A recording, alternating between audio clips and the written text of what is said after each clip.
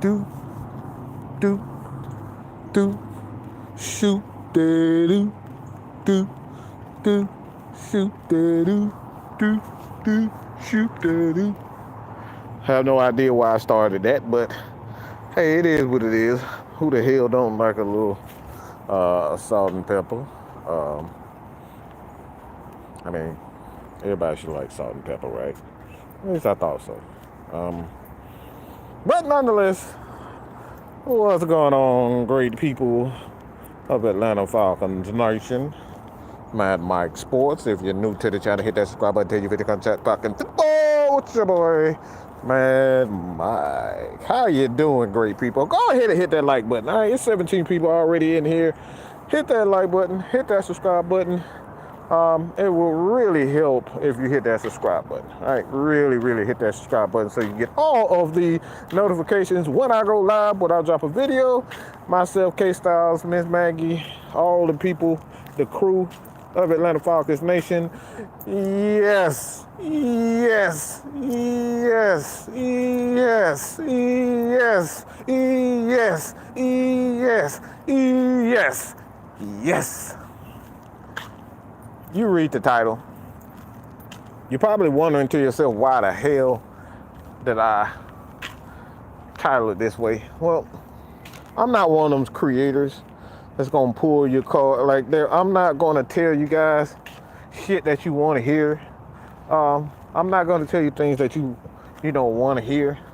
So, and I'm not gonna beat around the bush. I'm not gonna lie to you.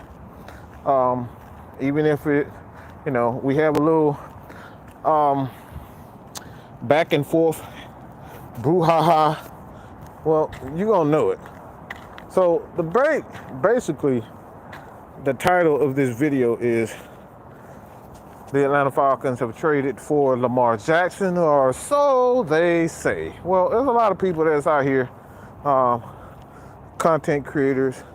We have guys like Benjamin Albright, the blogging Dirty, and thanks to John for the article, John St. Clair for the article. Appreciate that, my brother. Again, man, y'all can find me on Twitter, man. Look, I would love to have a conversation with you guys on Twitter outside of just YouTube. You can hit me up. Not that hard to find. But a lot of these people are saying that this is pretty much a done deal. All right? And like I said, my thing is, and a lot of people, look, I'll just say this. Atlanta Falcons Nation don't really care if we're popular or not. We don't care if things that we state rub you the wrong way. Our job, and what we plan to do, and we're going to continue to do, is not sell you a fucking dream. And it screwed me for cursing. Look, my mom been getting on me for years for cursing. So screw me. That's still a stroke of mine. But I don't give a fuck what y'all say about whether or not, it seems to be negative, or where we seem to, bash a player. That's what our thing is to give you the negatives and the positives. So a lot of people just love to just tell you the good things about a person, a team, a prospect, a coach. We're going to give you the positives and the negatives. So I think this is very important. But I want to say to you guys right now, let's just say these rumors are true, that the Atlanta Falcons are going to trade for Lamar Jackson. Can someone say, if this is to be true, what are the Atlanta Falcons' weaknesses and what are the Atlanta Falcons' strengths as far as Lamar Jackson is concerned? What are one of your most, as far as like, I need at least, a couple people in here to just give your positives and your negatives when it comes down to whether or not you feel as though, like, when it comes down to the Falcons trading for Lamar. What do you see is going to improve this team? What do you see is going to be a huge weakness as far as this team is concerned? What do you guys see? And I'll kind of go from that point. Because, like, a lot of people want to, our take on things. And like I've said, I've stated before, and I'll reiterate. And I've stated before. One of the things that the Atlanta Falcons struggle with, and I think we all can agree, that the national media doesn't really have a respect. Well, the national media don't respect this organization. And I think if you're going to trade for Lamar, if that does happen, you trade, that'll be probably a major issue of concern. I wouldn't necessarily say major, but that'll be one of the things that, you're probably garnish a certain amount of respect when it comes down to having one of the most, look, I'm gonna just be honest, he's not a great quarterback. Just not. There's no way. Like, Lamar's not a great quarterback in any stretch of imagination. Not a great quarterback. Okay, he's a good quarterback. And a lot of people use that word elite far too loosely. It's like, not every quarterback is elite. When we talk about elite quarterbacks go to the Hall of Fame. So when it comes down to whether or not the Falcons trading for a Lamar, what are the good things? For me personally, I say the good thing about this, as it pertains to Ritter versus Lamar. Well, the good thing, the one thing that Lamar has over Ritter at this point in time is experience. All right? There's not much of a difference as many people like to think as far as the athleticism. Not much of a difference. And I know people probably looking at me like, Mike, you crazy as hell. Well, look at the numbers for yourself. Lamar is incredibly fast. Incredibly fast. But his athleticism, his ability to run, he's quick, but he runs about a 4.3, 4.2 if I'm not mistaken. And Ritter runs about a 4.34. He's about to run about a 4.4. So he's just as fast as a guy like Marcus Mariota. You know what I'm saying? Ritter is an incredible athlete. And I think a lot of this get mixed up because you don't see him run a hell of a lot. So when it comes down to the positives of trading for Lamar, this is probably the major thing when it comes. There's two things that you're going to get out of trading for Lamar. Three things. You're going to get the fans. Obviously, the fans, if the fans are happy with him, the fans are behind him as far as his popularity is concerned. I think he's one of the most popular guys in the NFL as far as fans is concerned. People love to watch Lamar Jackson. Two, well, one B is the media loves guys like Lamar Jackson. Lamar is a highlight machine. He's a big play machine when it comes down to the running game, getting first down, doing exciting things. He's a highlight machine. So 1A, the fans, 1B, the media love to get behind it. So I understand why the media and the fans would love to have a Lamar. Now, is that exciting to see? Of course it is. Is it entertaining? Absolutely it is. So that's the positive. Two, the running game. I think the running game will be slightly better. I don't think it'll be much better. The Falcons are already a top 3 team, and literally they were a couple of yards away from really being the second highest rushing team in the league. And literally Baltimore and the Atlanta Falcons are they're really side by side when it comes down to the running game. So there's not going to be much difference when it comes to the running game. Lamar's not going to add a extra 100 yards a game for the Falcons. The Falcons they have good enough offensive line. They got good enough running backs. They got good enough players around them where they can average close to 200 yards a game, even without Lamar. They did it before. It was about 120 something yards. So the Falcons are a top running team. So having Lamar is just going to make it a tad bit more dangerous. Lamar, Tyler Algier, Cordero Patterson, a potential rookie come in or a free agent to come in to add to that back. But I think a lot of people are missing is that when you look at this offensive line, if you bring in Lamar, then you lose a guy like Caleb McGarry, who's a huge asset in the running game, and you would have to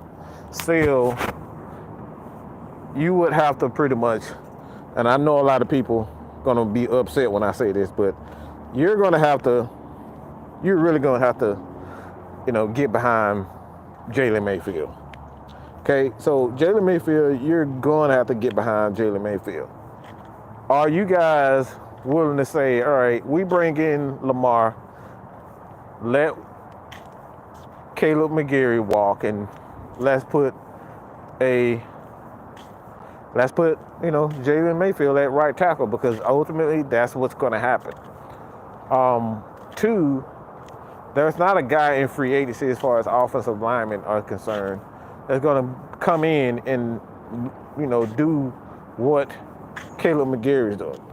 No, despite what a lot of people think, Caleb McGarry still had a first round, second round grade on him. So he's ranked as one of the best offensive tackles in that draft. So he has that talent. Three, what Lamar is going to add to this Atlanta Falcons team, it's probably experience in a lot of games. I can't say experience as a passer, because he hasn't been, even in college, he hasn't been one of those guys that, all right, he's going to light it up as a passer. And I mean throwing the ball. I don't mean running around, scrambling, and throwing, a deep pass. I'm talking about every aspect of a quarterback. That's accuracy, touch, throwing the deep ball, throwing the mid, throwing the intermediate routes, the short routes, all of that. When it comes down to running the offense, he's never been one to put up a ton of yards and be consistent with it. Lamar has never been consistent when it comes down to being a passer. Never, ever in the NFL. He's never, ever been consistent in the NFL as a passer. So the moniker that he's going to be, the idea that he is going to be a better passer than Desmond just isn't true. He's very inconsistent. But with that being said, Lamar has had a lot more experience. He's obviously played more games than Ritter. So a lot of people are intrigued by Lamar because of the unknown factor in Desmond Ritter. And again, I totally understand that. I don't know if Desmond Ritter is going to be better or worse than Lamar. So I understand from that aspect why people would say, all right, you're willing to sit back and say, nah, the hell with Lamar. I mean, Lamar's won an MVP, and I want to reiterate, Lamar didn't win the MVP because he was a great passer. Lamar won because he put up a ton of touchdowns in that season. Let's be real. Let's not lie to ourselves. And how you guys doing if you just joined us? Appreciate you. Like I said, we like to talk about every aspect and not leave anything out. We're going to talk about everything. All right? We're not one of these fans and one of these creators They only want to talk about the good part and what it's going to be like and how it's going to invigorate, and make the fans happy. We got to talk about every aspect. So, like I said, Lamar has never been a quarterback that has been consistent as a passer. He's never. Look at the stats for yourself.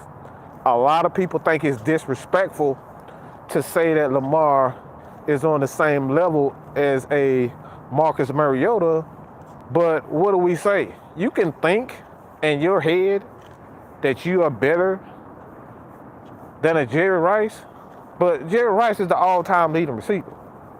Jerry Rice pretty much has every category known to wide receiver, known to man in the NFL. He is the standard. So if you believe in yourself that you are better than Jerry Rice, well, you got to prove it. Just because you running your mouth and saying it doesn't make it real. And this is one of the reasons why I've stated several times, come on the show, any content creator, I triple, quadruple dog dare you to prove to me that Lamar is a great quarterback. Prove it to me. I will sit here, not only say that you're right, but I'll give you $10 on top of it. If you can prove to me that anything that Lamar does as a quarterback, and let me reiterate with this, we're talking about a quarterback. A quarterback is supposed to throw the ball. That's what a quarterback is. Okay? If you can prove to me to what Lamar has done consistently, great quarterbacks are consistent. If you can prove to me that Lamar is a great quarterback, not elite, just great, that his numbers, please do not come up here talking about no passer rating and all this type of stuff, okay? Because Tom Brady had a quarterback rating of 110, I believe, in his best year, but his quarterback rating that year was an 85. Why is that? So quarterback, QBR, all that type of stuff, that's not necessarily a great way to say that this guy's a great quarterback. All right? Quarterbacks put up big time passing yards. If you're not putting up passing yards over 4,000, then what are we doing? You're not a great quarterback, right?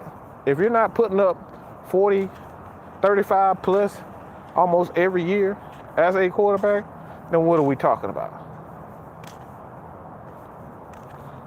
If your wide receivers aren't passing, at least catching at least 100 to 85 catches a year, then what are we talking about?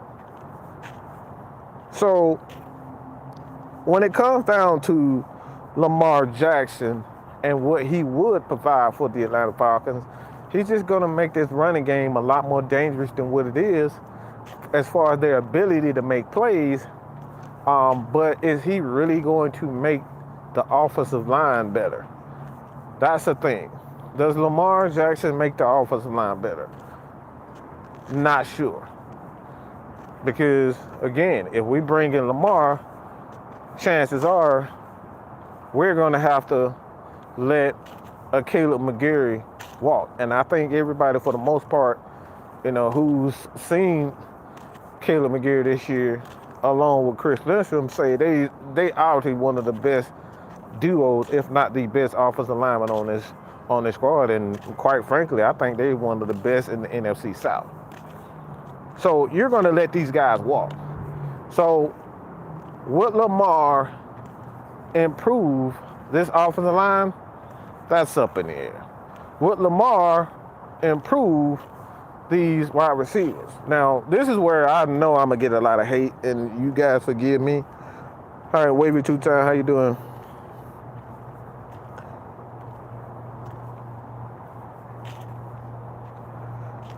Do you have to be a cut? No, absolutely not. Yeah, we're going to be doing Friday Night Madness. Like, look, I tell people all the time, this is the people. We are for the people. We're for the people. So if you feel like you have something to say, we're going to open it up. And we're going to let you speak. We might have something real soon. We may have something Thursday. We may have something Friday. Depends on, we'll see. But no, absolutely not. Everybody in here for the most part know that, yeah, y'all welcome. Yeah, we're not letting other content creators that bring all their friends and people that, that agree with them. Yeah, you come on. Even if you totally disagree with, even if you want to call me a fucking idiot, yeah, come on. Come on the show and call me a fucking idiot. Yeah, it's that freedom. You're not going to get this anywhere else. You're not going to get it anywhere else where you can call the show and say, Mike, you're a fucking moron. And this is why you're a fucking moron.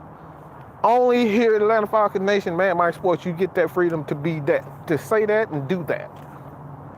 But, like I said before, when we talk about Lamar Jackson, like I said, is he going to make this wide receiver core better? I'm going to be honest. I'm not foolish enough to sit here and say that Drake London has arrived.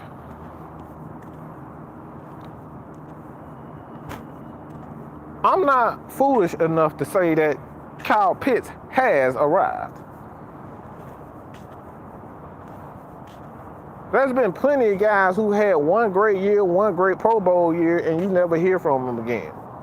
So I'm not going to pretend and be a super fan and sell people fucking dreams because of my own personal views and say Drake London and Kyle Pitts have arrived. These guys got to show that they are consistent. Now, I know Kyle Pitts had a lot of injury issues this year from the very beginning. So I'm not going to, say that he isn't. And he hasn't, he's not a great player. Of course, Kyle Pitts is a great player. It's not many rookies that come in and, damn near break an NFL record that's standing test of time for damn near 60, 70 years. He's the only one that did it. Travis Kelce didn't do it. Tony Gonzalez didn't do it. It was Kyle Pitts. He set the record. So when it comes down to that is concerned, is Lamar going to make those guys better? And let's be honest, Hollywood Brown is a terrific wide receiver. Okay?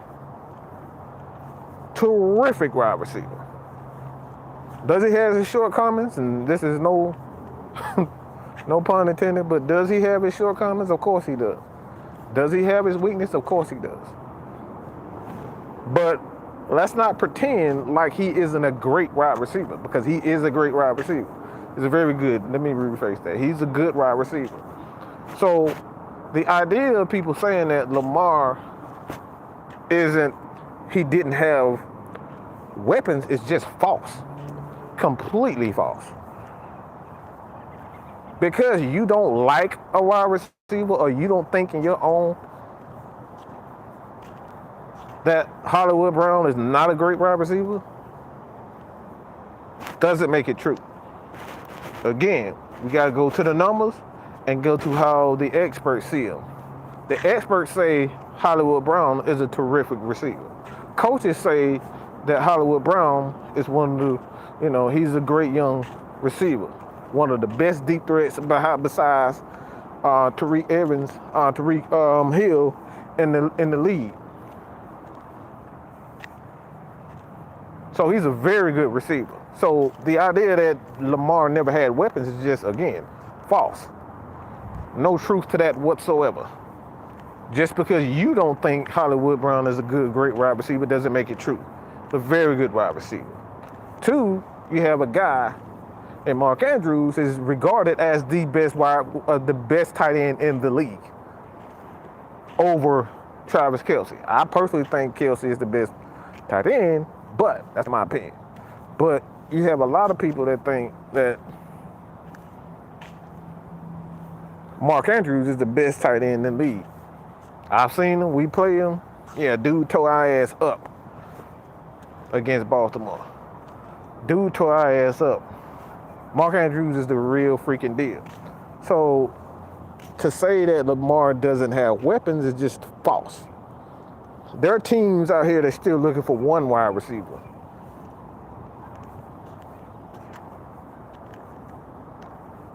There are teams out here still looking for one wide receiver, and Carolina is one of them. You know, they still got they got some okay wide receivers. I'm not gonna say that they good. I mean, I'd say they bad, but Carolina struggles offensively, and their wide receiver struggles offensively.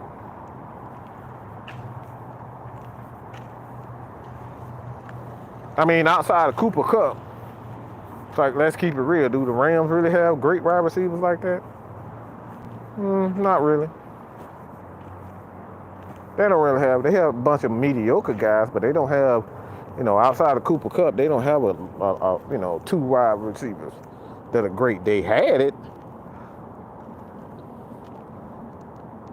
and you don't accidentally get 1,000 yards. Like, Hollywood is a damn good wide receiver. So a lot of people are saying that and saying it's like, all right, Hollywood sucks and he's only a tight end. No, he's only the best the tight end in the game, Mark Andrews.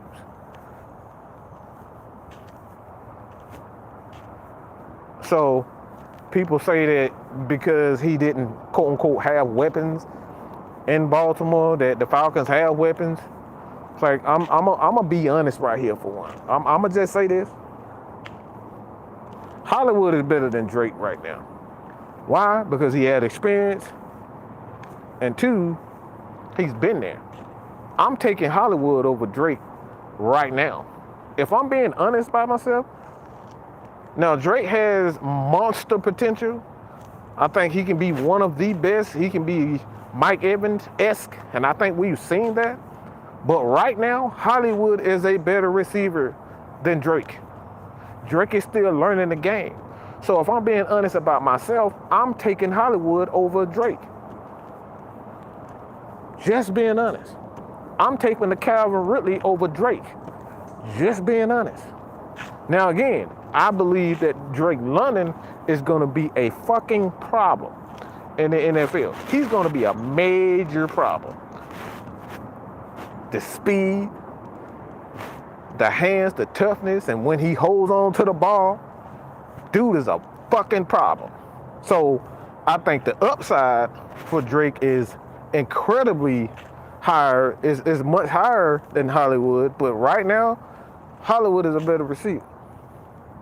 It's all about consistency. He's shown that he's be consistent.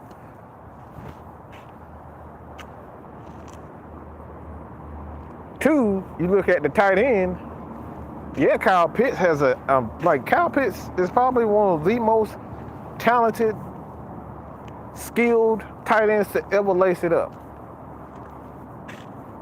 Ever lace it up.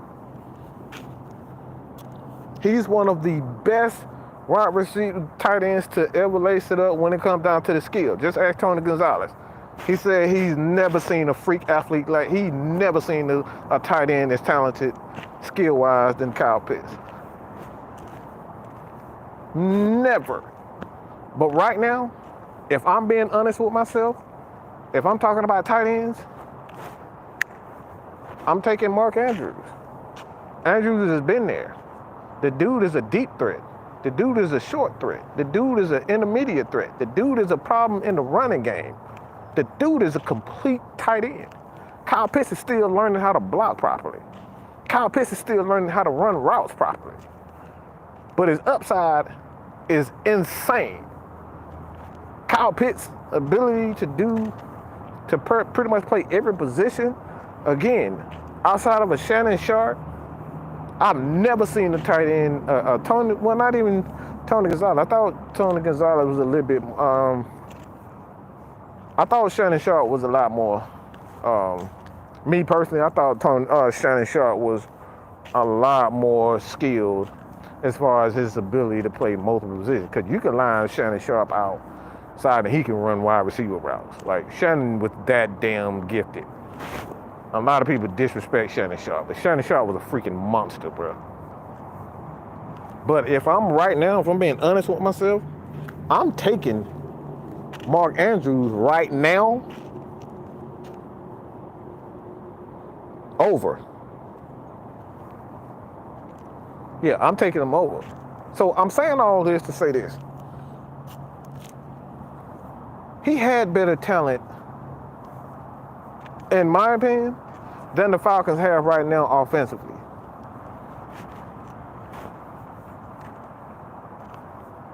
He had a better offensive line. Orlando Brown, like these guys, we talking about this Baltimore team, they had one of the best offensive lines that this game has ever seen. In the last 5 years, this offensive line, they were so loaded at the offensive line, bro. They traded Orlando Brown like it was nothing, and nothing ever they traded Orlando Brown away like it was just nothing. They didn't miss a damn beat. Baltimore didn't miss a damn beat trading away him. So the idea that Baltimore is not a very talented team is, again,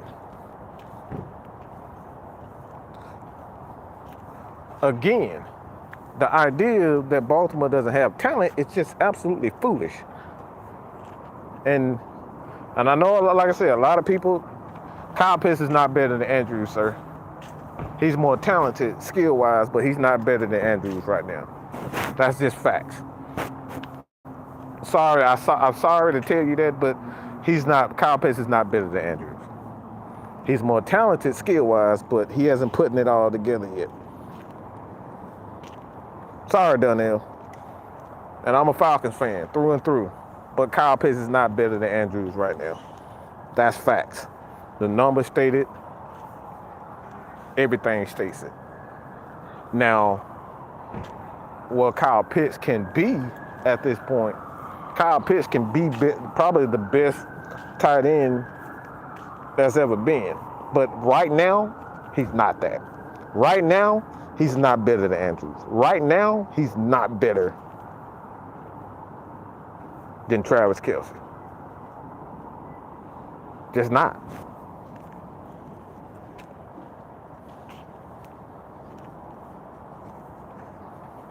So it's like,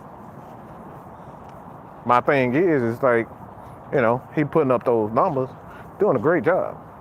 See, I think what a lot of people see, this is where I think this argument, especially when it comes down to Lamar Jackson, people get so involved with their own personal feelings, they don't tell the truth.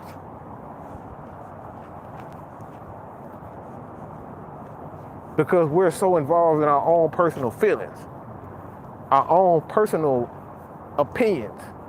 Your opinion is that because he's Kyle Pitts and he's a freak of nature, you can line him out at wide receiver, you can put him inside as a tight end, and he can hold his own, that he's better than Mark Andrews. He's not. He's not.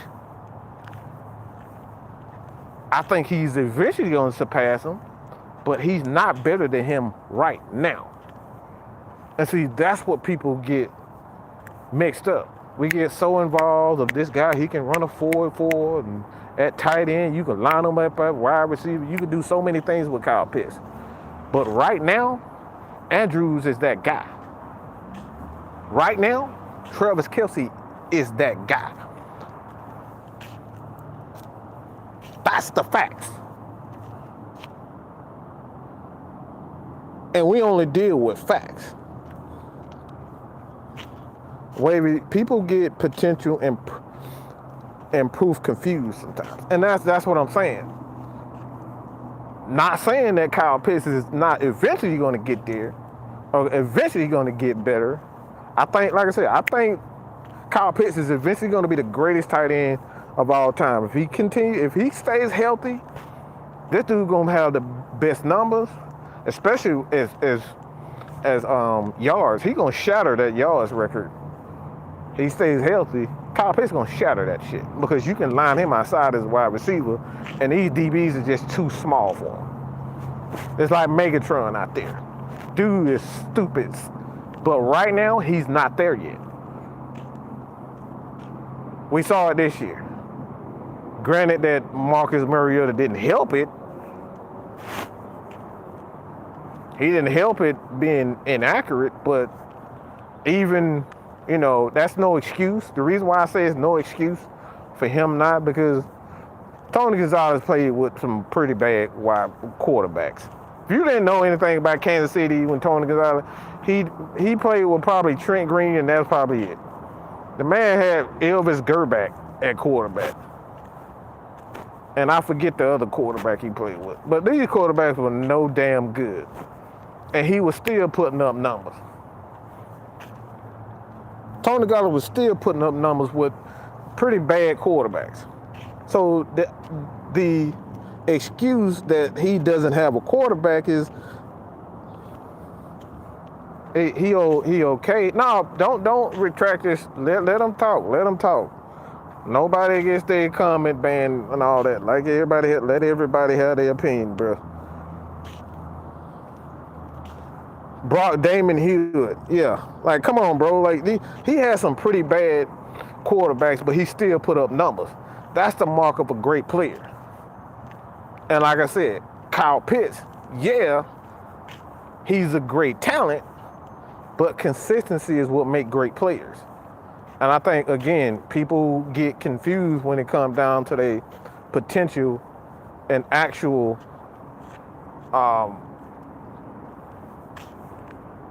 stats and what he's actually putting up. He's not putting up great numbers. Again, the great players are consistent. So like I said, man, and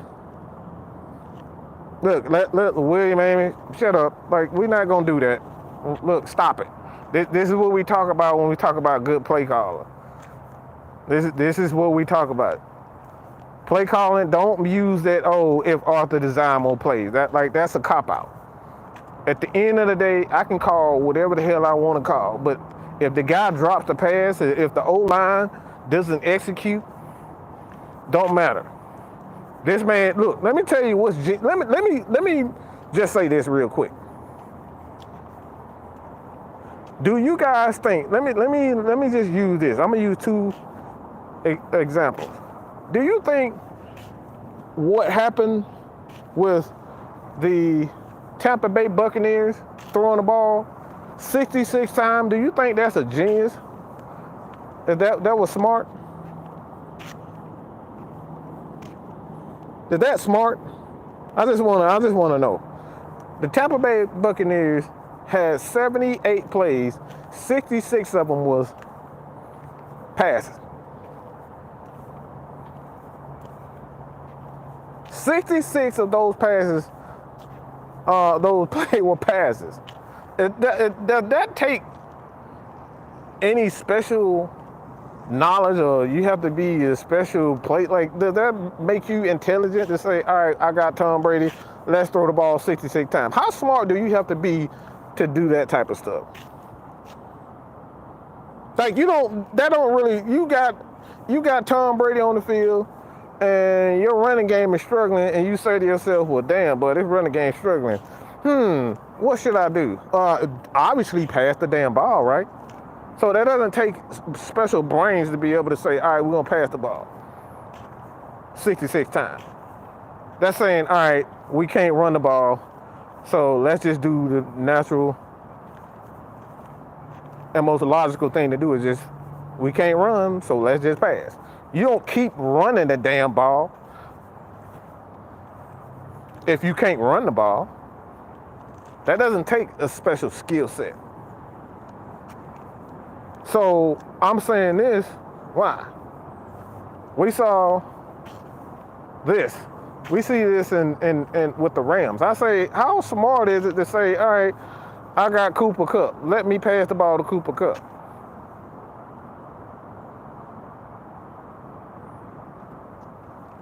And I'm a William, look, stop people, stop it. I'm gonna explain why what you're talking about is just nonsense. This is why I'm saying this is why it's nonsense. Y'all gotta think, people. Stop being emotional about plays you don't like because you don't like it. You think it's the truth because it's not. Just because you thought they thought, see, the Bucks thought it was a smart thing to pass the ball 66 times and not run the damn ball. But what ultimately happened? It looked like some damn fools because they couldn't pass the damn ball. They couldn't execute. So was it really a smart game plan because you thought it was a good idea to put the ball in Tom Brady's hands 66 times? You see where we going here? Tampa Bay thought it was a good idea to go against the Dallas Cowboys, whose best player is a pass rusher. Their best players are pass rushers, and say, yeah, it's a good idea to pass the ball 66 times and not run the ball. It doesn't take a genius to see that was a bad idea. It doesn't take a genius to say, you know what, yeah, this is the way to go. So what it ultimately comes down to, talent and execution. Because the Falcons ran the ball 14 times in a row. Arthur Smith said, fuck this passing game. We're going to run the damn ball 14 times. We're about to run the piss out the ball. Let me ask you guys, is that smart? Do you have to have any special skills to say, damn, our running game is working, let's keep on running the ball? How smart do you have to be to understand that? Do you need any special skills to say, goddamn, they can't stop the run, let's keep running? How smart do you have to be to see that?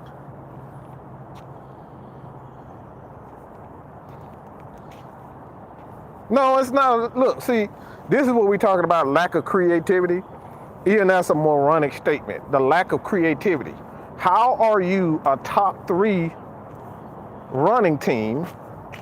You have a rookie quarter. Look, let me break this down, because this is where I say people are so wrong about this. It is unbelievable how wrong you are when it comes down to people saying that Arthur he lacks creativity. This is why I say you're completely wrong. Last year, who was the leading rusher for the Atlanta Falcons? Somebody tell me that. Who was the leading rusher for the Atlanta Falcons? Who was the leading rusher for the Atlanta Falcons last year? Wavy 2 times CP, round CP, Hazard 84. Jack Savage, how you doing, pimp? How you doing? I love your shit, bro. CP, John, what's up? Cordero, CP. Last year, CP was the leading rusher. This year, who is it? This year, CP.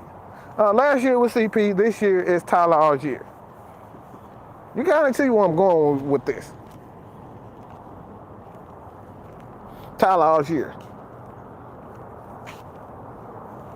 This man completely changed the offense from a passing quarterback in Matt Ryan, who was a pocket passer. Nobody in this live right now will say Matt Ryan is a mobile quarterback. This is where I'm gonna kill you guys right here who say Arthur Smith is not creative. You guys say he's not creative. The man completely changed his offense from a pocket quarterback, a new wide receiver, a new running back, from CP, who's a guy who's mostly a speed back. CP is a speed back. Let's keep that real. He's a speed back. Matt Ryan is a pocket quarterback. To go to a mobile quarterback and Marcus Mariota, and then a power back and Tyler Algier, and you tell me that he's not creative? How is that? How do you go from a pocket quarterback to a mobile quarterback to a running back that is a speed back to a power back, and tell me that this guy isn't creative? It's like going from Shaquille O'Neal running your offense into the next year. We're going to go through a guy like Trae Young. Those are 2 completely different offenses. And if you're not built, if you're not creative, and you're not smart enough to understand this is this guy's strength, you can't run the same plays for CP that you can run for Tyler Algier. You can't run the same plays with Marcus Mariota that you can run with Matt Ryan. And then have a complete offense that is much better than it was last year. This offense this year is better than it was last year, and we're talking about Arthur Smith isn't creative enough. Make it make sense.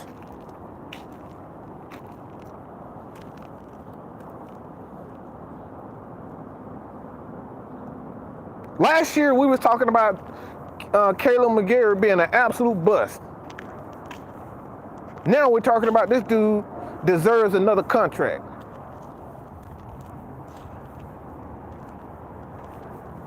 But Arthur isn't creative enough.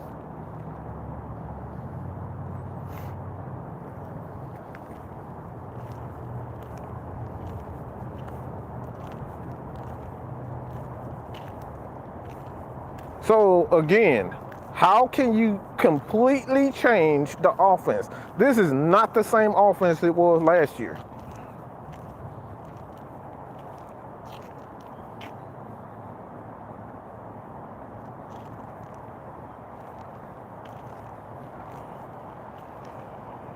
That's what we're talking about. This is completely, Matt ain't never been mobile even in Texas. Look, this guy's never been mobile. This dude completely changed from a pocket quarterback to a mobile quarterback, from a quarterback, a wide receiver. This is where I say people are complete morons, and I'm talking about their opinions when it comes down to Arthur Smith not being creative enough. How the fuck do you turn a wide receiver into a 1,000-yard back and say you're not creative enough? Make that make sense, people. How the hell do you turn a kick returner into a running back, and then he has 16, almost 1,700 all-purpose yards, but he's not creative enough?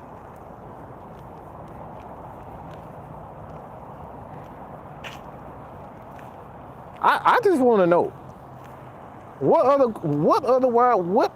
coach in this league has turned a kick returner into a 1,000-yard rusher and then 600-700-yard receiver? I want to know.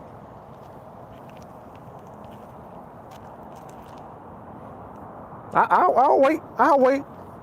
Do do do do do do do do do do. So I'll wait. What other coach in this league has turned a kick returner into a 1,000-yard rusher and had over 500 plus receiving yards? I will wait for you. I will absolutely wait. I will wait here all day, pimping.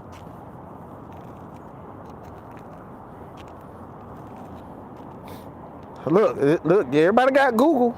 Y'all got Google. Y'all can watch this show and Google at the same time. I'm doing it.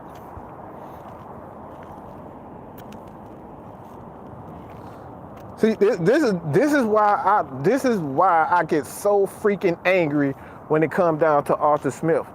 People say he's not creative. The hell are you talking about? Who the hell turns a corner? This dude turned a cornerback in Avery Williams into a damn third down back. And what are we talking about? If you just look at the things that they're doing and get your head out your behinds, get your feelings out of your behinds, you will see what he's doing. He's doing things that no other coach is doing in the league right now. This dude literally turned a 5th-round pick into a 1,000-yard rusher. Nobody knew who the hell was Tyler Algier, and this dude looking like Emmitt Smith reborn. This dude looked like Michael Turner reborn. And we talking about he's not creative enough. Somebody had to see that talent.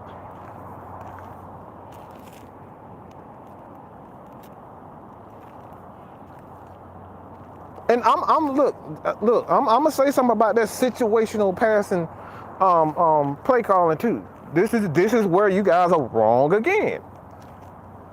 Let me ask you a question. I want everybody to think about this objectively. Get out of your feelings. Get out of your feelings and really think about it. I want you to really think about what I'm about to say.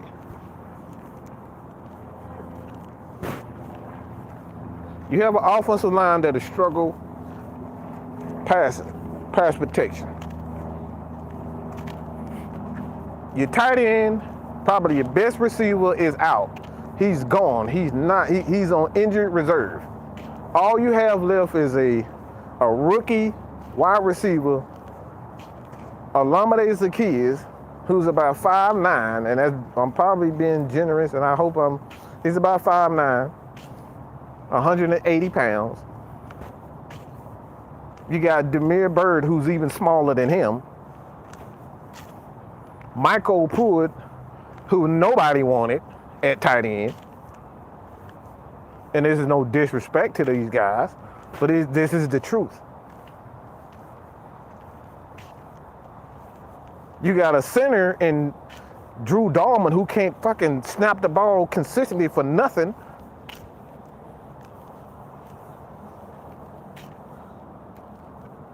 And you saying why he keep running the damn ball and why he keep running the ball over and over and over and over and over and over again? Why don't he throw the ball deep?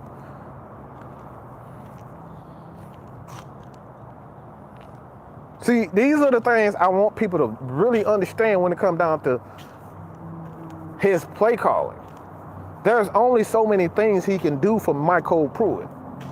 There's only so many things that he can call when it comes down to a center who can't snap the damn ball consistently.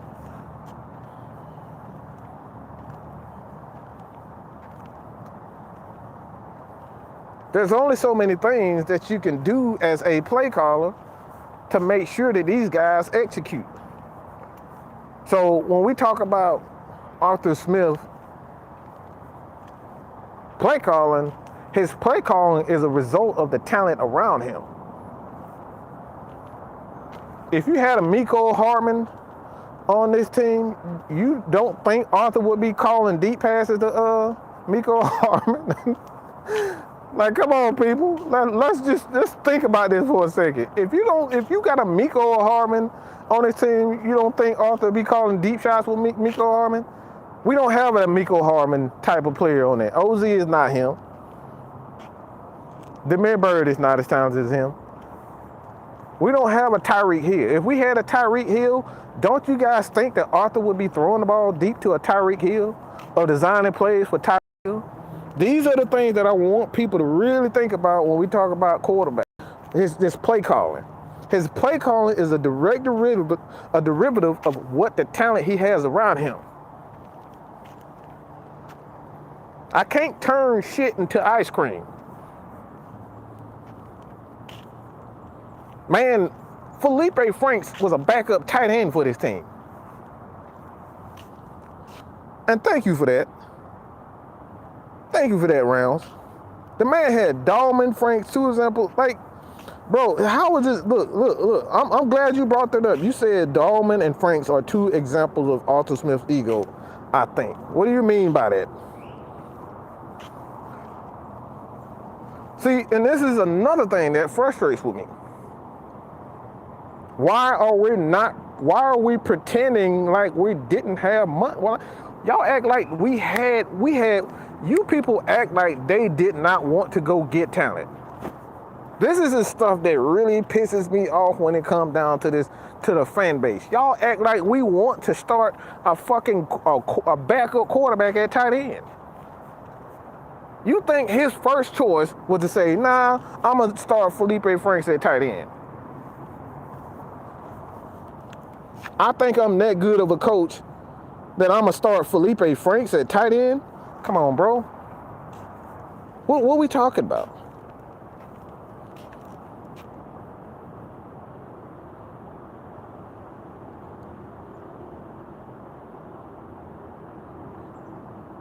Like, y'all really think that Arthur said, Nah, I'm gonna pass up on all the tight ends in the draft, and we gonna put Felipe Franks at tight end.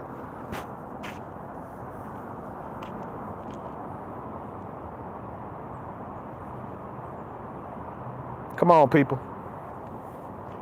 Stop it. Stop it. You think Terry Fontenot is just saying, nah, I don't want to sign or trade for a guy like, let's just say the caliber of a Michael Thomas from the Saints. Nah, I don't want him. I'm going to just sign Jared Bernhardt. Y'all really think this man is sitting in his office and saying, I want to create a damn player? This is what you guys make it seem, is that he's just sitting back and doesn't want talent. He can't sign talent because he don't have money. So it has nothing to do, oh, he's egotistical.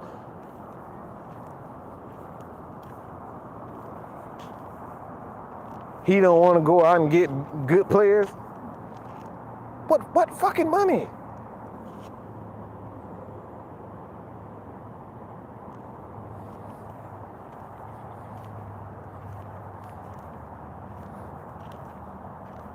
The Falcons literally roster was ranked the dead last, the worst roster in the league. The Falcons knew that they couldn't sign anybody because they did the best they could with what they had.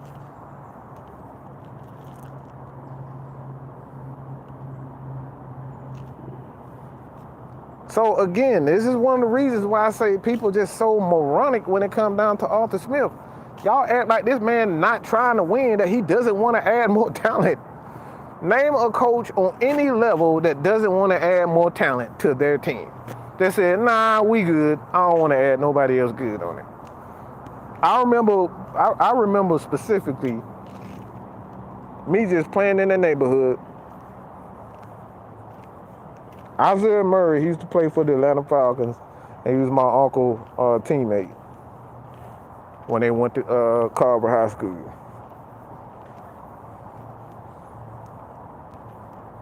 He had a team. He was the coach of a team. He asked me, he said, damn, boy, you fast as hell. Damn, you got an arm too?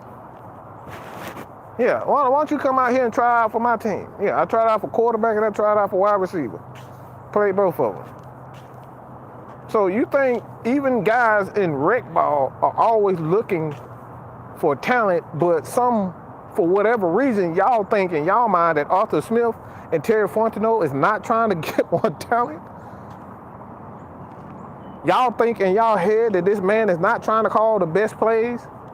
Again, how the hell are you going to call a play to get Michael Pruitt 40 yards down the damn field when he's slow as hell? You need talent. Talent accentuates it. Look, talent makes guys look a lot more better than what they are. There's nothing smart about telling Randy Moss to go deep. Randy, go deep. What's so damn smart about telling Derrick Henry, here, run the damn ball?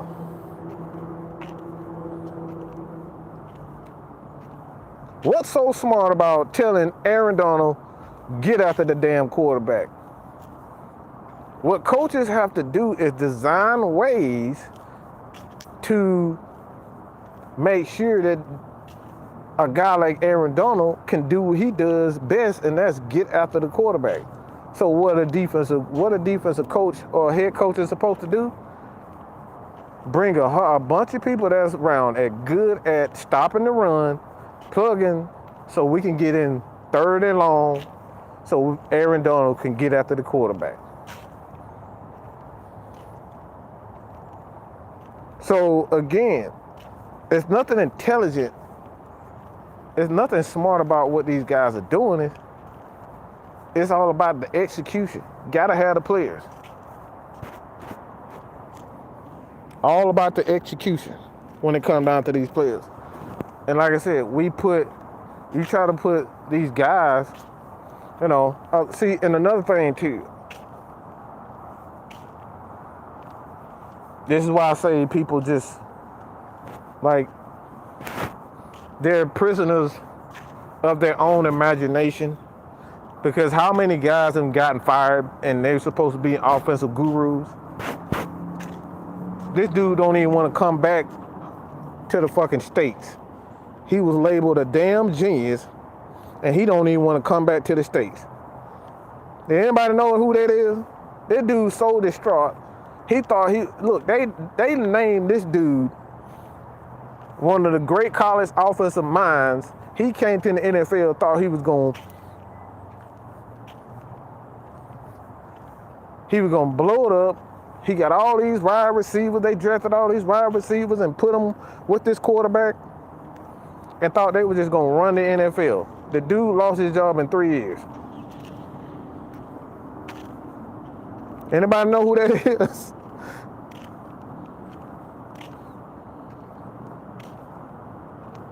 Yep, I think he in Thailand somewhere now. He's so damn distraught. I'll just say it now. Cliff Kingsbury.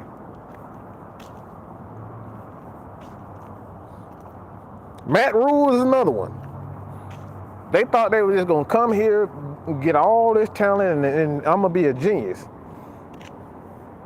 Cliff Kingsbury was supposed to be the newest offensive genius in the NFL.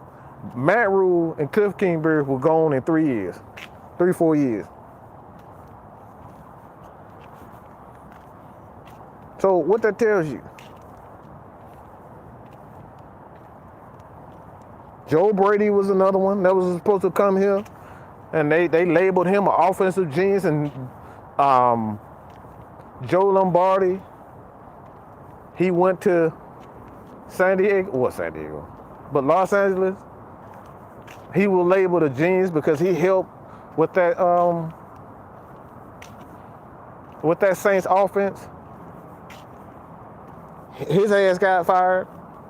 All these guys that were labeled gurus, Josh McDaniels, he was labeled a guru, and his offense looked like complete utter ass right now with the Raiders. He just destroyed Derek Carr. Let's keep that real. Josh McDaniels done destroyed Derek Carr. Derek Carr went from a damn good quarterback to looking god awful in one damn year because Josh McDaniels fucked him completely up.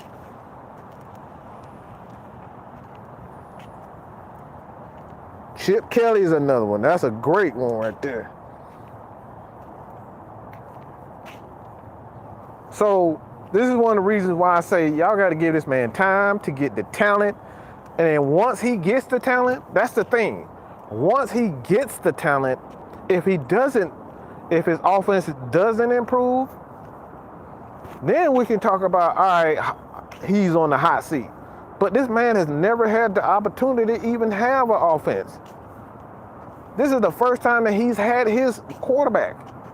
Matt Ryan was not his quarterback. Matt Ryan was not his guy. Now Arthur have his offensive line. He has his receivers. He has his receiver and as a tight end. But to a certain extent, he don't even really have his wide receivers. These are guys that are like, the wide receivers on their team are pretty much just, stopgap guys. This man doesn't even have his wide receivers.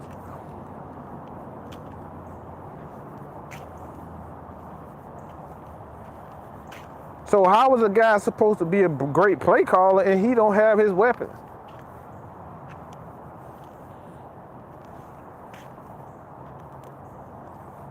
The Hawks without Kent Capella look like pure T shit.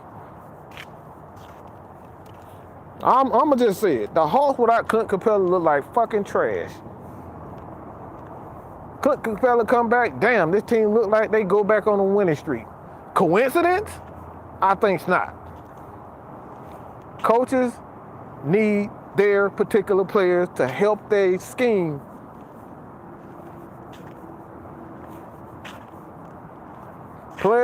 Coaches need their players to be able to see their scheme through. That's it. Will Golden State be Golden State without three-point shooters? I don't think so. You can't run that type of offense if you don't have shooters.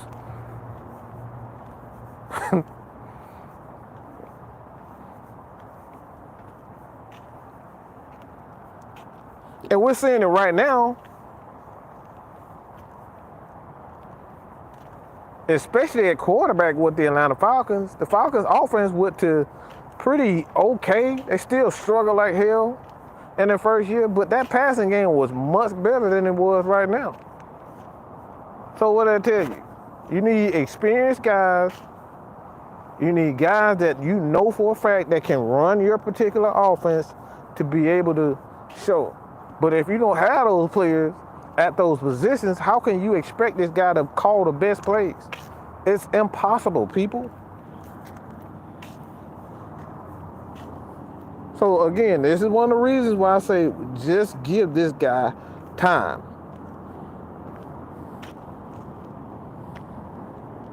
Trauma Locks, how you doing, bro? Salathia, Milton, how you doing?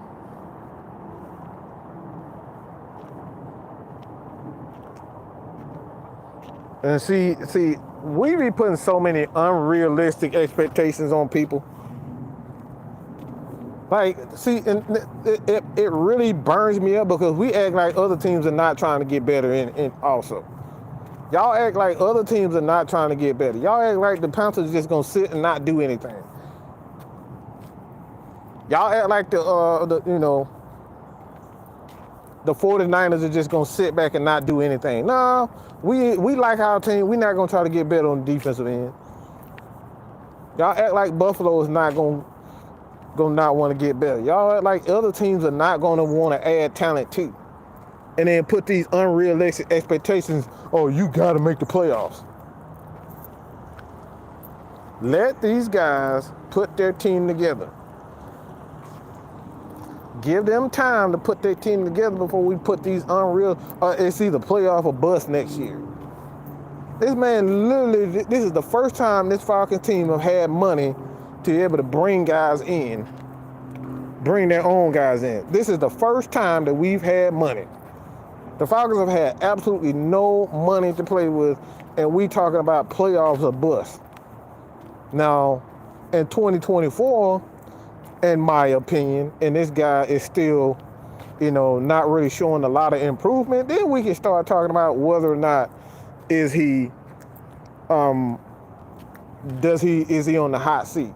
But this dude, this is literally the first time this guy's had the opportunity to bring in any player. Offense, defense. All of his players that he came in via the draft. The Falcons have had no money to deal with anybody. So, like I said, this is one of the reasons why, and like I said, I appreciate it better for joining us. But this is what we talk about, Lamar. And I've stated earlier, just in case you guys did not hear it, I'll reiterate, the positives of Lamar, bringing Lamar. Lamar is going to make this running game a lot more explosive, but he's not going to improve the offense. The running game, he's not going to improve it. He's going to make it more explosive, but going from 3 to 1 is just not much. That's not improvement. You're just making the offense more explosive. The running game more explosive. Now the passing game, Lamar has not shown in any way, shape, or form that he's a great passer. Let me reiterate that. Lamar Jackson has in no way, shape, or form has proven that he is a great passer. One more time. Lamar Jackson has not in any way, shape, or form shown that he is a great passer. Does that mean he can't improve? Absolutely not. Does it mean that Arthur Smith can't make him a better passer? David Ragone can't make him a better passer? Absolutely not. These guys could quite possibly do that. But the thing that a lot of people just refuse to acknowledge at this point in time, And this is the major thing that a lot of people are just refuse to think about. And I want everybody to really think about this objectively. Just sit down, sit back, and really think about this.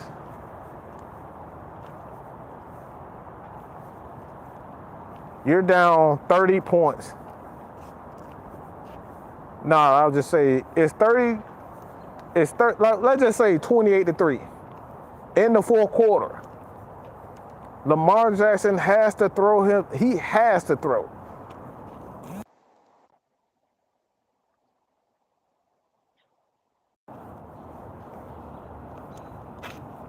Like, Lamar has to throw at this point.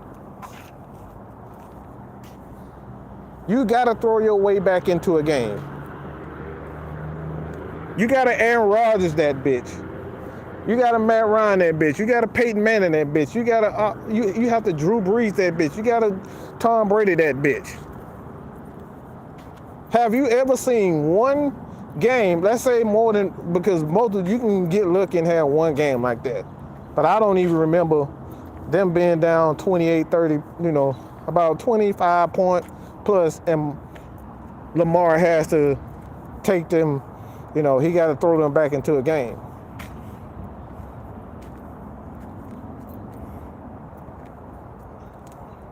Are you confident that Lamar Jackson can consistently throw us back into a game? Can you honestly say, and like I said, just be honest.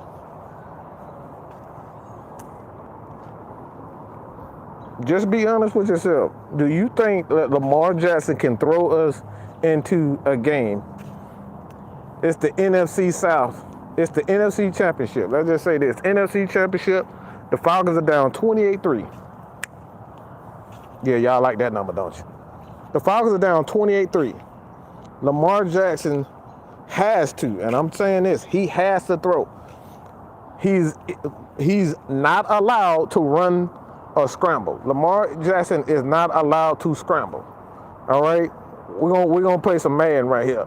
This is a Madden scenario. You are not allowed to scramble.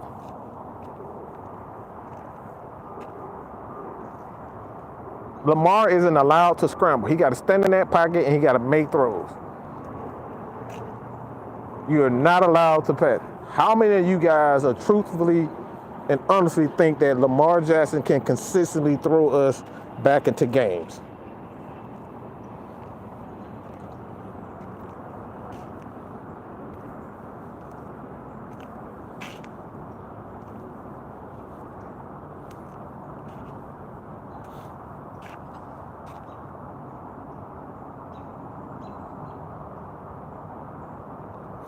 I haven't watched. I appreciate it. Being honest. With capable. No. Don't change the rules. Do not change the rules. Because I've seen quarterbacks with absolutely no wide receivers. Okay? Throw their team back into it. I've seen Tom Brady with pretty much nothing at wide receivers. Most of his wide receivers were hurt, and he still threw these guys back into games. I've seen Matt Ryan do it, where Harry Douglas was the best wide receiver, and he threw his team back into a game. I've seen Matt Ryan do it. I just said that, but I've seen Peyton Manning, I've seen Drew Brees, I've seen these guys with pretty much no wide receivers. I've seen Aaron Rodgers with dang near no wide receivers. Most of his wide receivers, even against us in the NFC Championship, most of his wide receivers were hurt. He still put up numbers.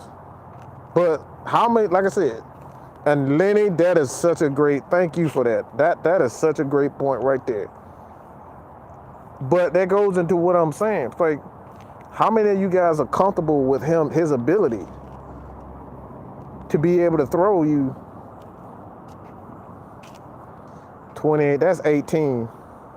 Did you see Lamar? Like I said, Lamar, he's probably done it one time or two. But like I said, those are the things we talking about. Like, you think he's, because the reason why I'm saying this, if you're gonna be making $40 million, You better be able to do that shit all the time. I'm gonna expect that all the time. I'm not paying you $40 million to every once in a while be able to throw us back into a game. Nah, bro. If I'm gonna give you $40 million, I'm gonna need you to be able to be everything.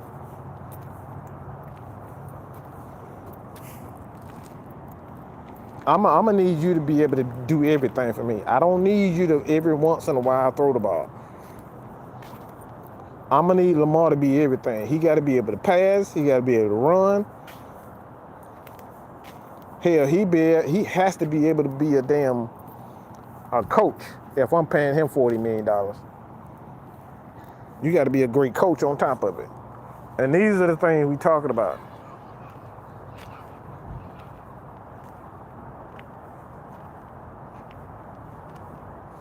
Again, a shootout isn't a comeback, okay? A shootout is not a comeback. I'm talking about throwing your team back in 2 games. Where, again, throwing teams back into games and a shootout is completely different.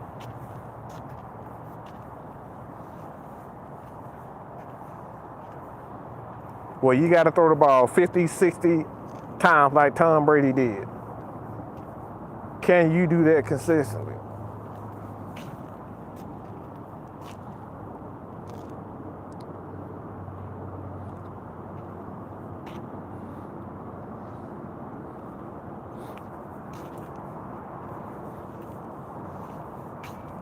Lamar had 5 comebacks. Interesting.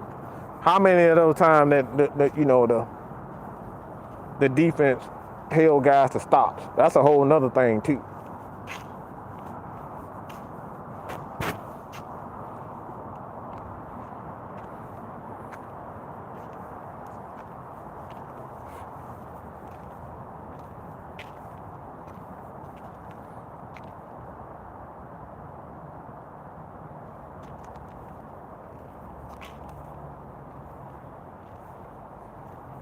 Yeah, that's and Jamarius, that's what I'm talking about.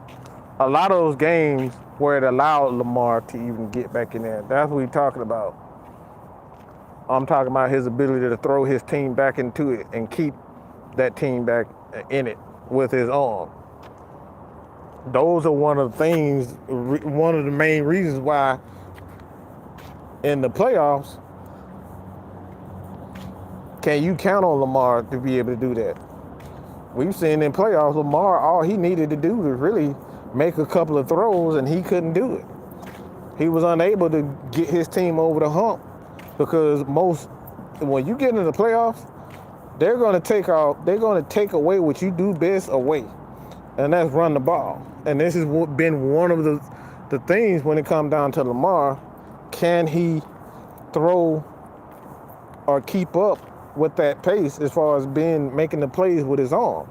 That's been one of the things that people have doubted him with. Can Lamar throw us into games? Can he make those plays with his arms when teams take away the run? And we saw in playoff games, where he just couldn't do it. Now, I know a lot of people are probably saying to themselves, well, maybe the coaching has something to do with it. Yeah, that could be a major part of it. But I do know that's Lamar's been playing in that RPO system for quite some time. Something that I absolutely hate. I hate the RPO. But like I said, at the end of the day, I don't think Lamar is one of those quarterbacks, and he hasn't shown it. Everybody keeps saying that the 5 comebacks and all this. Look, that's all cute and all, 5 comebacks. But this guy has not thrown the ball for over 3,100 yards in his career. That's troublesome. Lamar hasn't thrown the ball for over 3,100 yards in his career.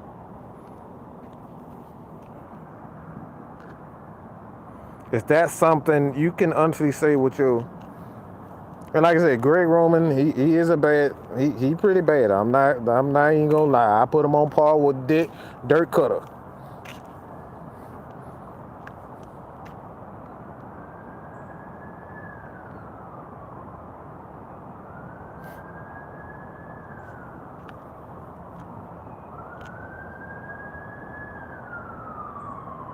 So as far as Lamar and what he'll add to this Falcons team, I've stated before, excitement with the fan base, excitement with the media, he would damn sure do that. He'd make a lot of people a lot of money.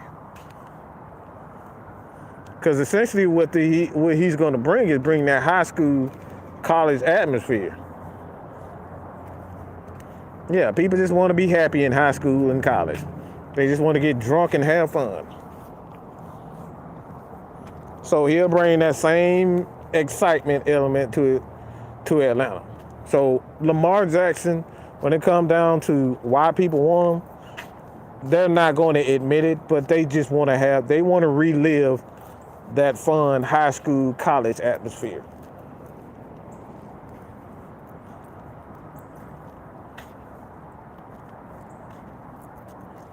Because Lamar will not be in an immediate pass. Like honestly, right now, I can honestly say that I'm not sure if he's a better passer than Desmond Ritter. I can honestly say that with 100% truth. I'm not sure if he's a better passer than Desmond Ritter. I don't know. I know he's more experienced. He's been in more high pressure situations than Desmond. But I'm not certain that he's a better passer than Desmond Ritter right now. I'm not even positive that he's better than Marcus Mariota. I can say that because the numbers are damn identical.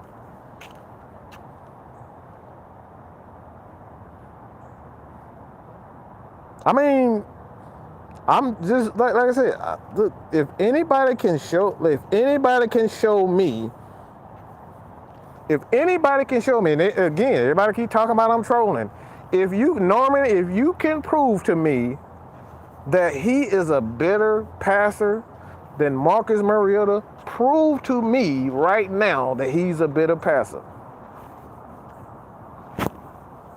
Because his numbers are damn near identical. The only thing that he has on Marcus Mariota is literally that year when he had 36 touchdowns. I think it was 36. May have been 39, but I think 36. 36 touchdowns that year. That's literally the outline year.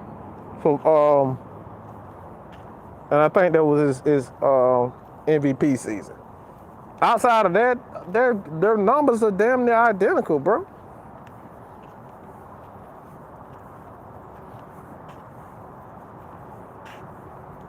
He got maybe a couple of 100 yards more than Marcus Mariota in his career.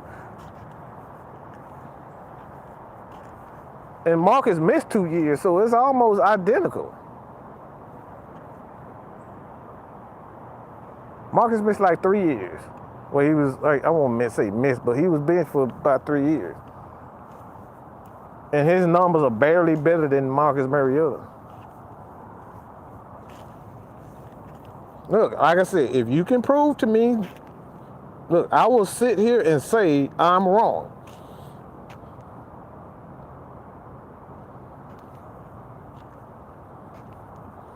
Jax, again, prove to me that their numbers not identical.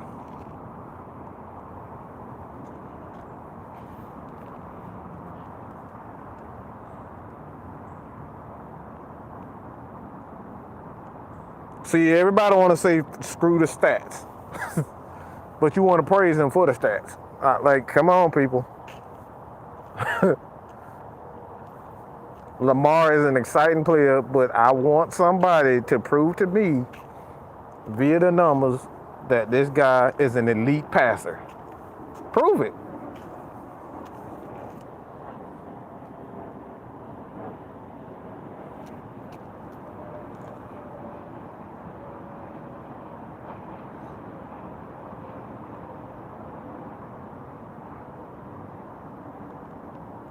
See, here we go.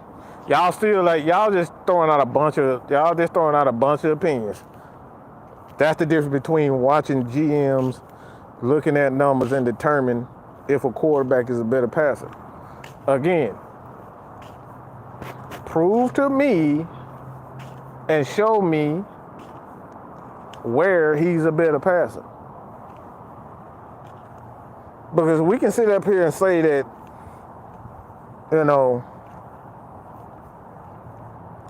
Aaron Rodgers and Derek Carr are damn near identical, but the numbers don't say that. We can make a statement and say this guy's remind me of that guy or this guy's this guy, but when you look at the numbers say something completely different. So how do you determine whether or not Lamar is better than Marcus Mariota without looking at numbers? Like I just wanna know. Because if you're looking at the rushing yards, I can say that Cam Newton is a better player than than Lamar Jackson.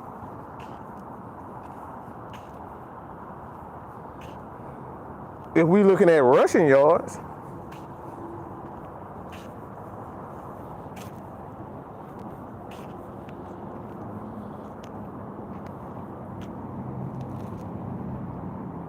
if Lamar, if he was an elite passer, the Ravens wouldn't let him go.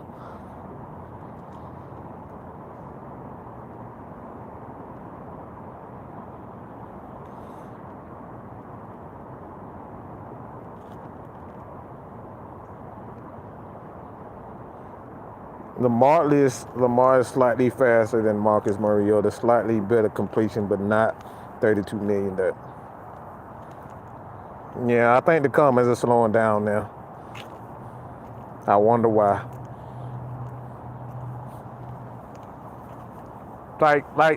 These are the things when we talk about why the general manager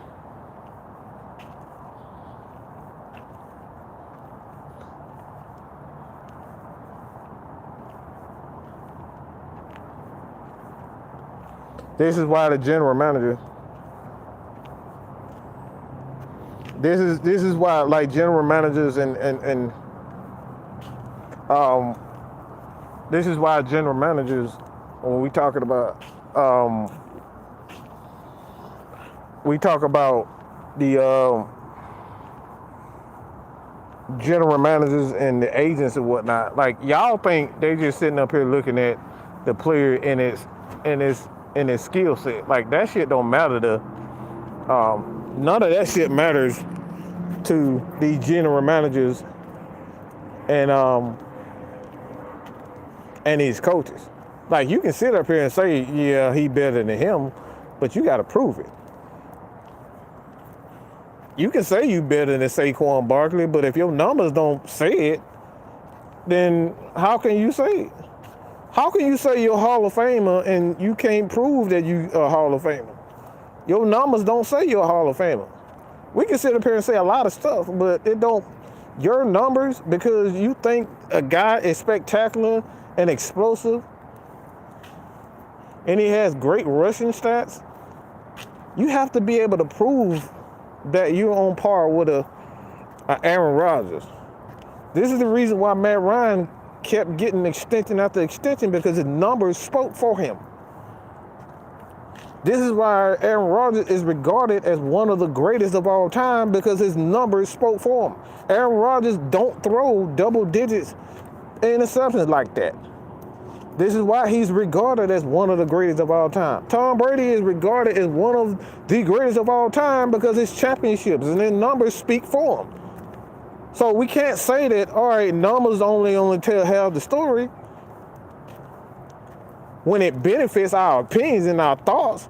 But then we praise Tom Brady and Aaron Rodgers for having all these great numbers. You have to be able to prove it. And this is one of the reasons why we're not well liked right now. We're not well liked right now because we point these things out and we make people think about this type of stuff. You can't say a guy is that without proving it.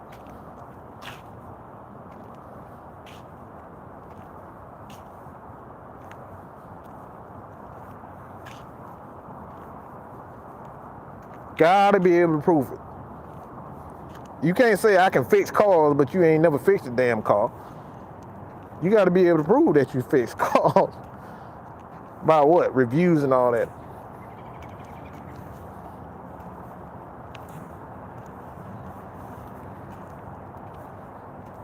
Like again, like I said, I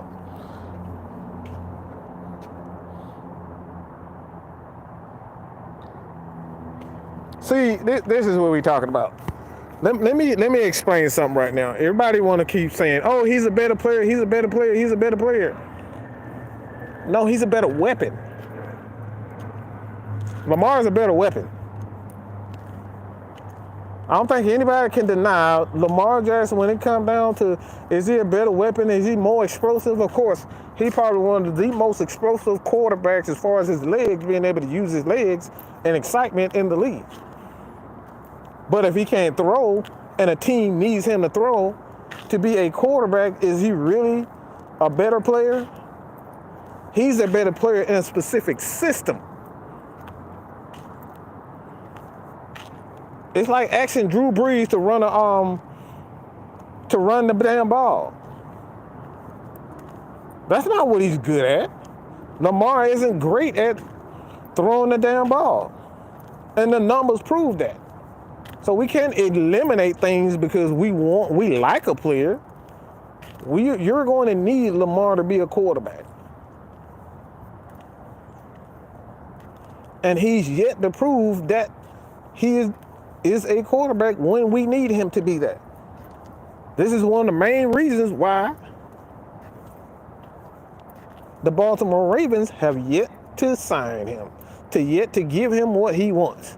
Why do you guys think, let's be honest, why do you think the Baltimore Ravens are not giving Lamar what he wants? And this is another reason why we get so frustrated when people talk about Lamar and these guys. Like, everybody keeps talking about, well, Mike, y'all just hating on him. Well, I'm the Baltimore Ravens.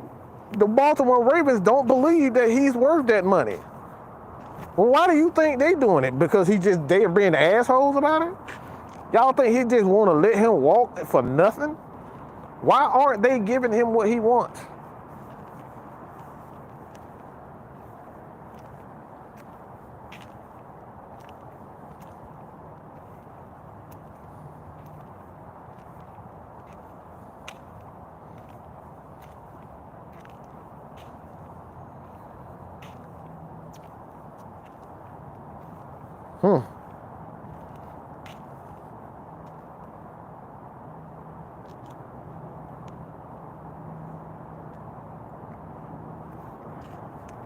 I'm waiting on the answer. Why haven't the Baltimore Ravens signed this man for a contract? If Lamar is a top 5 quarterback, why haven't they signed him? Why haven't they given him what he wants?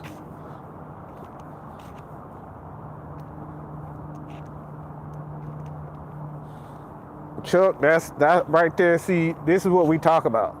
At 25, you don't think he has room to grow. Some players peak at 25. Some players peak at 25.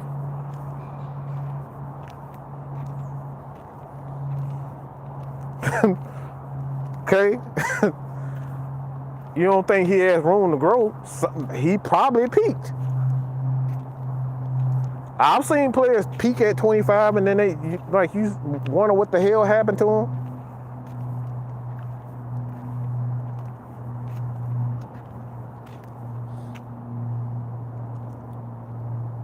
See, this is what we talk about. Like, answer the question, people. Don't beat around the bush. Don't beat around the bush. If you're gonna ask questions, if I'm gonna answer a question, y'all gotta answer the question yourself. Stop beating around the bush. Players do peak. Some players peak at a specific age.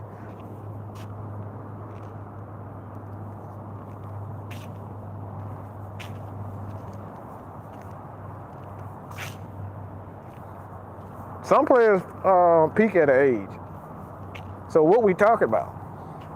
I've seen several players, they get to 24, 25, 26, and you never hear they start going. I've seen quarterbacks that start out like absolute shit end up in the Hall of Fame. And we talking about a guy like Steve Young. Played like absolute shit his first couple of years in the NFL. End up being a play. So that right there is that's a question. That's a double-sided question, to be honest. Because I've seen both. I've seen players start like shit, start like absolute crap their first 3, 4, 5 years. Brett Favre. Mark Brunell wasn't really that great. I think he was what was he? He started out pretty bad. Steve Young, like Joe Montana, a lot of these guys didn't start out great. And they start peaking, they got to 25 and they started, but a lot of guys, they peak at 25 and you never hear the rest of them. And D. Coleman just named one. RG3 is a perfect example of that. Vince Young. Y'all remember Vince Young? Yeah, he had a good couple of years, but after that, dude went straight to the trash.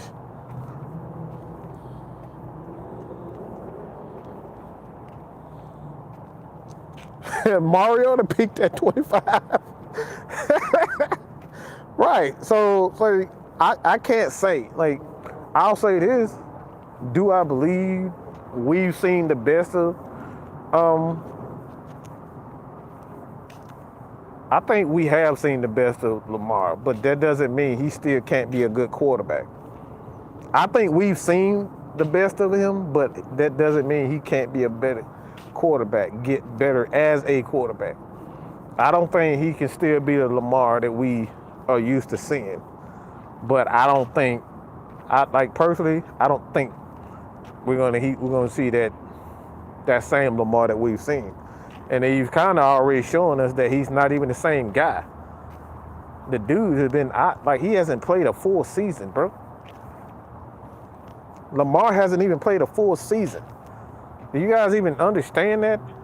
He's yet to play a young season. He hasn't proven to even play a regular season. Right now, we got so many, we don't know what the hell wrong with Lamar. RG3 said he was sick.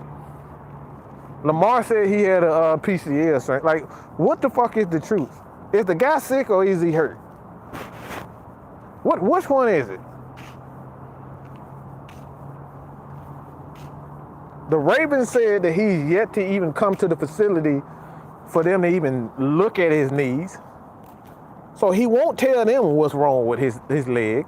He telling everybody else that it's wrong. RG3 keeps saying that his knee is okay. And he didn't go because he was sick.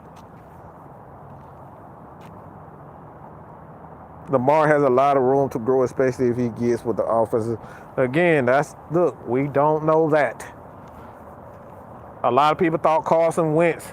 Okay, Carson Wentz is another guy that peaked and has been complete shit ever since. Carson Wentz was on, I think he was in it may have been the same year, but Carson Wentz was in the MVP race he was in the MVP race, putting up stupid numbers.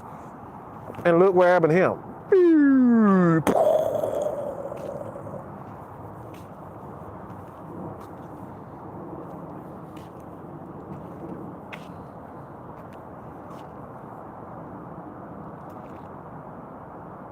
Marlon Humphrey literally said on live TV he was in the facility limping.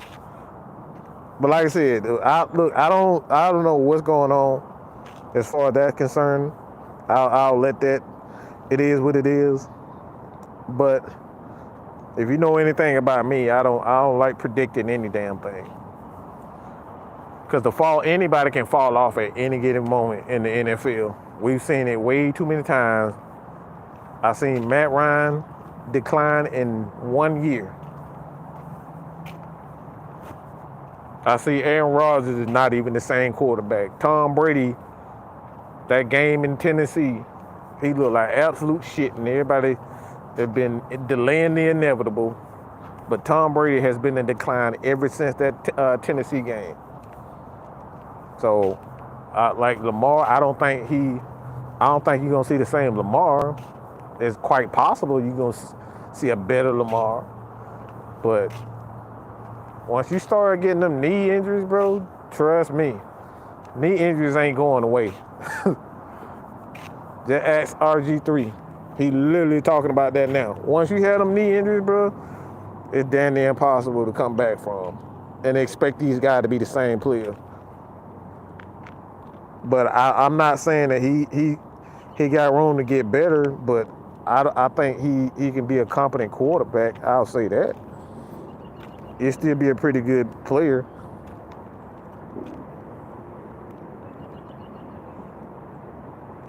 Boy, y'all in y'all feelings, boy. Nobody declining. Of course, like, what do you call it then? If somebody answer this question in here. If a guy isn't playing because he has knee injuries, and he isn't putting up the numbers that he once were, what do you call it? Matt Ryan ain't putting up 4,800 yards no more. So what do you call that?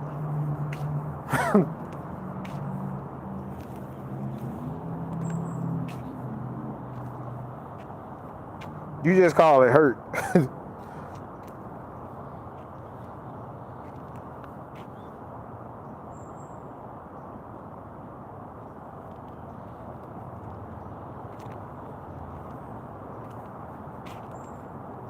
Look, I'm trying to figure out what people call it. Like, y'all saying, this shit is hilarious. I really want to know. Everybody keeps saying that, like, Lamar hasn't peaked. He still got room to grow. Well, he ain't getting better. He getting hurt. My thing is, I don't understand why are we so in a hurry to give someone else's perceived trash $40 million. They do not want him. If they're playing hardball, the Ravens are going to keep him. And honestly, I think they're going to keep him. That's just my personal opinion. I think some organizations that play hardball, I think the Baltimore Ravens are playing hardball. But if they let him walk, and then we hear in the next week or so, it's gonna be huge for where not only I'll just throw Baltimore out. I think the next week to see where the Atlanta Falcons and how they do as far as the coaching staff. I think the next week or so you're gonna have a clear vision of what not only the Falcons are gonna do, but what the Baltimore Ravens are gonna do. I think we're gonna see real soon whether or not it's a real opportunity for the Atlanta Falcons to quote-unquote trade for Lamar, or the Falcons are going to end up, staying with Desmond Ridder. One thing I know about the Atlanta Falcons, you never can predict what they can do. Terry Fontenot and Arthur Smith, Arthur Blank, these guys are complete assholes. They'll do the complete opposite of what anything that they've even said. You can't trust these dudes. And this is why I say I can't say without a shadow of a doubt that the Falcons won't go after them.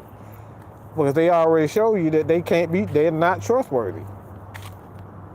So I'm not going to say that it's impossible. There's no way in hell let Lamar. Especially if he's a free agent. Especially if he is quote unquote on the market. The Falcons might just feel like they need that guy. But we're talking about what the truth is. The truth is Lamar hasn't proven that he's a good quarterback. Lamar has proven that he's a weapon.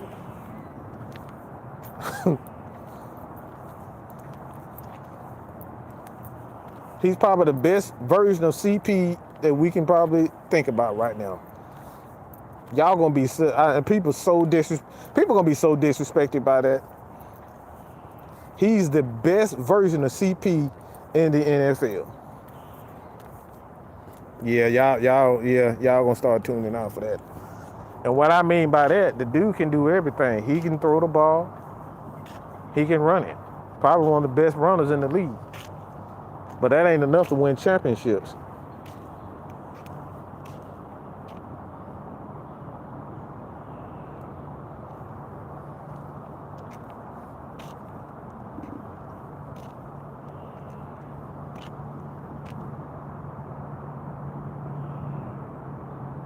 How many rejects? I love Kenny. Kenny so goddamn. He's so damn assholish. Like he don't like shit, boy. This motherfucker, he the real version of Mr. Burns, goddamn. This motherfucker don't like shit, boy. You can't sell this motherfucker a damn ice cream cone. He gonna throw that shit on the ground. Kenny don't like shit. You can't get that motherfucker a beer. Kenny gonna hate everything. How many rejects from the Titans and the Saints do we need? Fontenot and Smith need to immediately replace. Need to be again. Why this statement is so fucking retarded? How you going to get weapons? You ain't got no damn money. You love to throw that everybody love to throw that statement out, but you don't got no damn money. How the hell you gonna get weapons? You ain't got no money. The hell are you talking about? People love to say what motherfuckers ain't doing, but you don't realize it takes money to do shit. You gotta have money to even have the best draft picks. If you're gonna trade up and get guys, guess what? You're gonna have to pay these guys. Duh.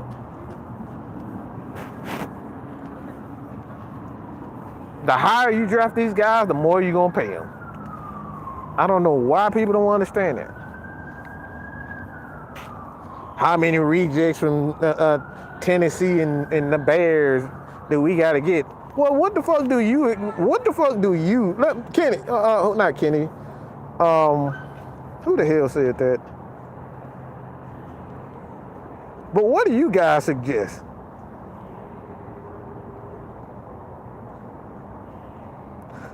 See, Kenny, shut up, Kenny. You need a hug, bro. Look, bro, what's your cash app? I'm about to send you $1 because you need a blunt, bro. This man, this is Jesus Christ. This man literally said this he probably talked this and he meant every word of this. Let me read this for you guys. Let me read this, okay? I want y'all to really take a second. I wanted you to kind of take a second to listen to this. This man said, okay, verbatim, okay? Teams can be coached to win no matter what the salaries are, real coaches.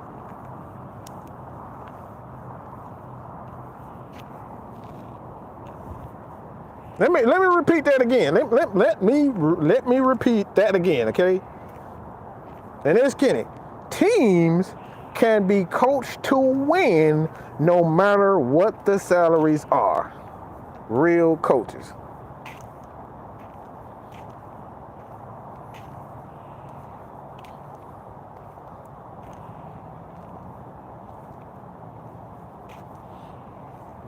Okay, let me read it. Let me read it one more again, because I don't think people heard me. The people in the back, y'all probably didn't hear me. Teams can be coached to win no matter what the salaries are. Real coaches. Give me an example, Kenny, of that actually working. Because the Cleveland Browns been paying players for damn near 30 years. They still ain't won a damn thing. Bill Belichick failed his first time. He had damn near everything he needed. Failed.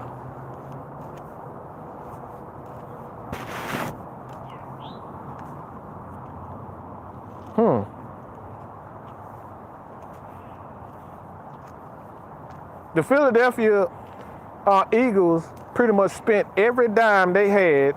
I forget what year that was, but they spent damn near every dime they had. Okay, they created a super team and ended up losing.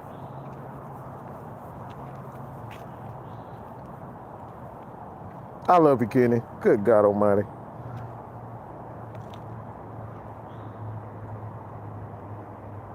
This man said no name defense. Lord have mercy, Jesus.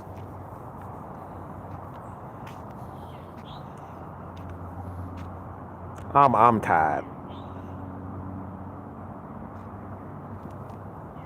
I'm tired, y'all. I'm tired.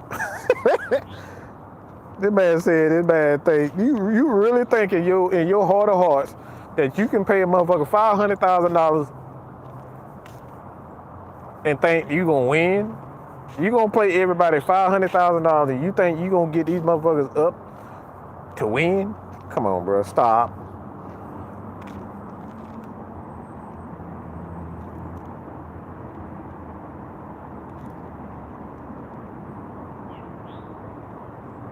I'm tired, y'all. This look, this ain't even weed no more.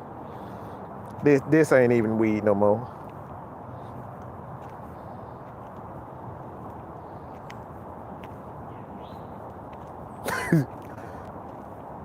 This man said teams, you can coach teams. Then again, if this is the case, why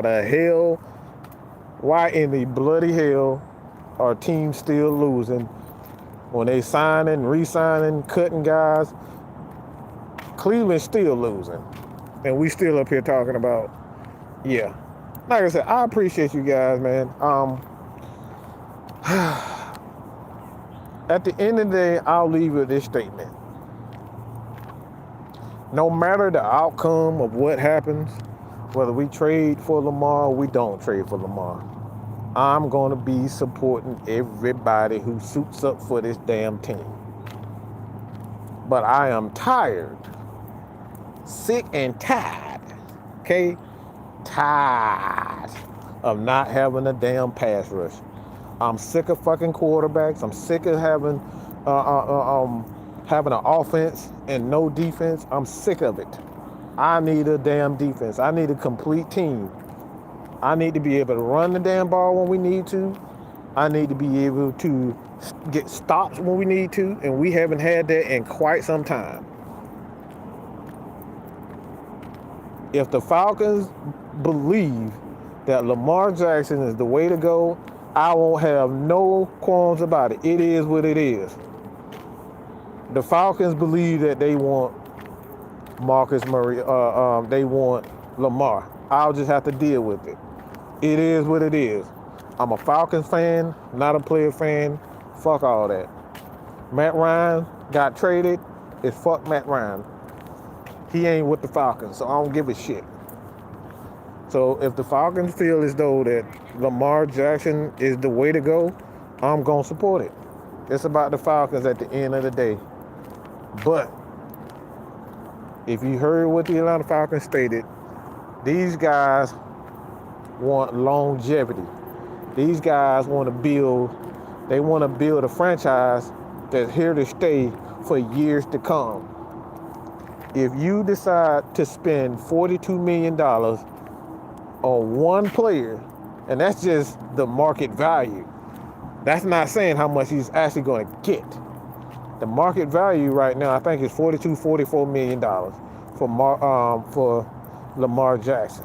So if you decide to do that, there will be no room to bring in any defensive players. There will be no room to bring in any of these players. To be honest, they keep that real. You won't be able to re-sign guys, and you'll be starting all over again. So the Falcons will look like absolute liars if they went out and signed Lamar Jackson for $50-something million. Just my personal opinion. But like I said, it is what it is. If they do, they do. They don't, they don't. I don't give a shit. But I don't want to pay no damn quarterback who can't throw for more than 3,100 yards no $50 million. He ain't passing Mahomes, so fuck him. Period, point blank. That's all I got to say about that. You guys continue to support your boy here, man. Mike Sports, Atlanta Falcons Nation. I'm out of here, man. Peace.